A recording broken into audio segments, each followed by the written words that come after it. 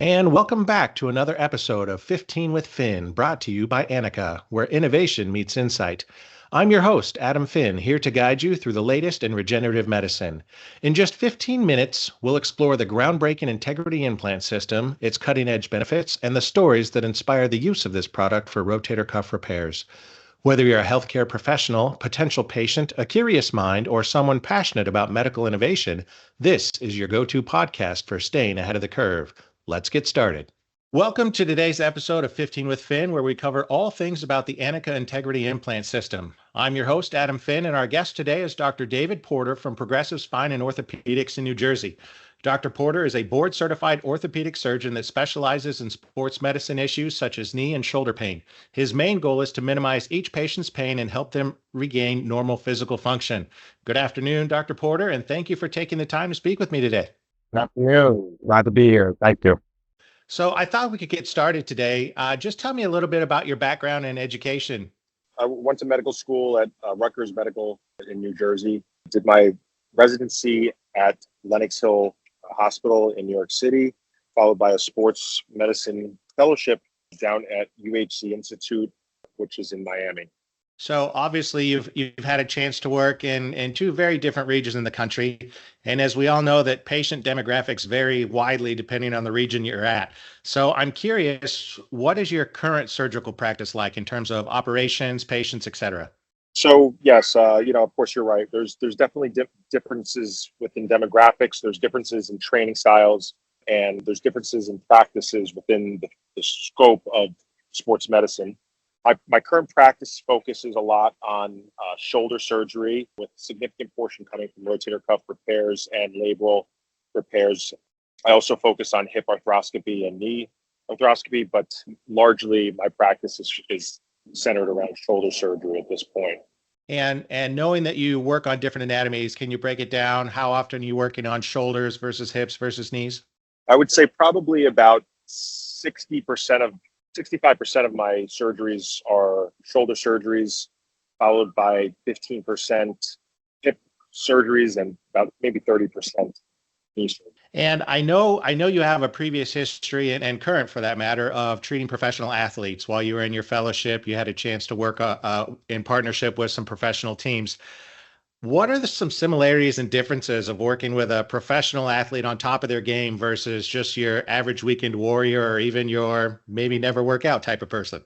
Well, yeah, it was a pleasure working with the sports teams. Obviously, the Dolphins we're working with the Dolphins in Miami was an incredible experience. Seeing firsthand the treatment of the elite athlete at a mid-season, particularly with a lot of injuries, particularly that year.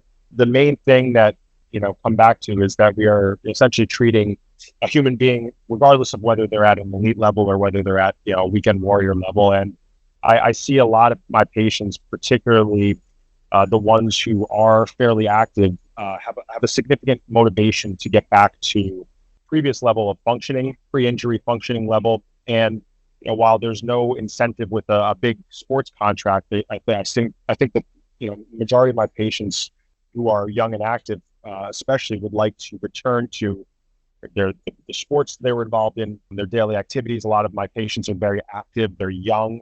I see a lot of patients in their teens to 30s and 40s, and most of those patients are still very active in even recreational sports. And so those patients particularly will enjoy getting back to what they were doing that they love to do. And with that being said, in comparison to some of these high level athletes, the way that we treat them is pretty much the same with regards to, I think, there's differences with their post-operative rehabilitation. Obviously, there's a lot more resources that go into an elite level athlete, professional athletes. And so that does help the recovery process, of course. And I try to give my patients all of the resources they can and the financial limits that they may have and the insurance has, and try to get them all of those resources to get back to what they're, to the previous level. So taking that one step further, obviously we're going to be focusing on rotator cuffs today. And I know that many people, when they have a torn rotator cuff, it just limits your day-to-day function. And knowing the end goal is to get them back to near or as close as possible to pre-injury. Talking about augmenting rotator cuffs, that's relatively new in the space. How long have you been augmenting cuffs with an implant, and what is your thought process for when to augment a cuff? So I've been augmenting rotator cuff repairs for probably about 7 or 8 years now. Early on, the indications for augmentations were a little bit more limited. There wasn't as much data. There weren't really great level one studies about Like these rotator cuff patch applications and augmentation. And I think over the years, we've seen a significant shift in the use of augmentations for rotator cuff repairs, given the fact that we still see a significantly high re-tear rate within rotator cuff repairs, even in 2025, where we have the newest and most cutting edge technology. We still see a fairly high rate of re-tears, and so I think that the paradigm shift within sports medicine to augmenting these rotator cuffs with some sort of biologic is definitely it's going that direction. And I think that my practice has evolved to sort of cater to that. And I have seen significantly better results and very much significantly lower re-tear rates in my patients, particularly with these large tears that I treat. What are the factors that determine when you're going to use it? Is it a partial tear, a full thickness tear? Is it a certain tear pattern, a certain age of patient? I base it on three things. I look at the age of the patient, I look at the quality of the tissue, and I also look at the size of the rotator cuff tear. Typically for massive rotator cuff tears, almost always augment those. For much smaller ones, I typically do not feel the need to. But, again, if there is a degenerative tear in someone who's maybe 60 or older and the tissue quality is not that great, I think that the patients do much better with an augmented patch, some sort of biologic, in addition to stem cell, PRP, that sort of thing, which is also used in combination with these patches. And I think that combined, all of these biologics give a significant advantage to the healing of these cuffs. So biologics, obviously the Integrity Implant is hyaluronic acid. So that's our biological component. You were the second surgeon in the world to use Integrity. And I'm curious, what originally attracted you to Anika, hyaluronic acid, and how is this different from some competitors that you've previously used? Anika Integrity Patch was really caught my eye with the use of a hyaluronic acid base. I think that was a very different patch that was what came out on the market and was introduced. And it was very different than the previous collagen patches that we've previously been using and seeing. And there were some complications with those, and there was multiple generations of these patches that were used. I think that the ability for this patch to have significant strength and maneuverability while using it was kind of what drew me to it as well. I'd had some previous issues with some of the other collagen patches, and they would tear. The suture tacks would rip through. I thought that this was something that, given the strength of it, it would be a very successful patch to use for these types of repairs. And looking at the numbers, you have now completed just over 75 cases to date. Not sure if you were that high, but just over 75. So are there any tips or pearls that you've gleaned along the way, either technique-wise or patient selection or anything of that nature?